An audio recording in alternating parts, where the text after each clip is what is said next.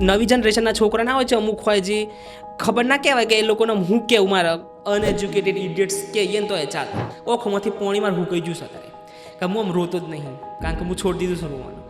અચાનક રૂંગું આવી જાય તો જરા માફ કરજો, પણ જો એવું થયું હતું, કારણ કે હું આ વસ્તુ સાબિત કરું છું કે હું એઝ અ ગે તરીકે જ છું, પણ હું આ વસ્તુ બોલ્યો નહોતો કોઈ દિવસ ગુજરાતી ગે એમ. એવા છોકરાઓ હોય છે અમુક. મારા આપણે ઘણા બધા ડીએમ આવશે, અમુક છોકરાઓનો ડીએમ મેસેજ આવું ને તમને એમ થાય કે આવા છોકરાઓએ પડ્યા છે. હું હજુ સુધી આ વસ્તુ કોઈ દિવસ કોઈને નહીં કીધી. આ વસ્તુ આવું હોય જાહેર કે આવા છોકરાઓનો ફોન આવતા હોય છે સેક્સ્યુઅલ માટે તમે અવેલેબલ રહો એમાં માટે.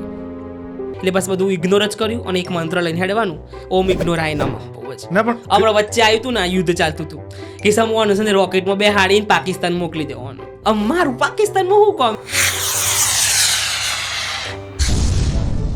મને મોકલી દીધું. લગન કરશો તમે? લગનની તો ઈચ્છા છે, પણ મને છોકરીઓ જોડે એટલી બધી ઈચ્છા નહીં. છોકરા સાથે કારણ કે ગોમડા લેવલમાં રહીને મા બાપ આ વસ્તુ સમજી બહુ મુશ્કેલ છે. એમાં મમ્મી તો વળી બહુ જમશે. એક સમયમાં પપ્પા થોડા આમ ગુસ્સે થઈ જાય અમુક સમયે, પણ મમ્મી તો બહુ જમજશે. રિયલમાં મારે બધાને બતાવું છે, ગુજરાતમાં બધાને બતાવું છે કે હજી ઇન્ડિયાની અંદર, ગુજરાતની અંદર આવી ઘણી બધી ફેમિલીઓ છે, મારા ઘણા બધા ફ્રેન્ડ્સ ગે કોમ્યુનિટીની અંદર, કે જે લોકો સારી એવી જોબ કરતા હોય, પછી સારી એવી કોઈ કોમ કરતા, પણ આઈડેન્ટિટી છુપાવવાની હોય ને ખાલી. અને મેન પુરુષનું મેન જે અંગ હોય છે ને એ કાપી નાખવું, એટલે કોઈ એમની નહીં કપાતું.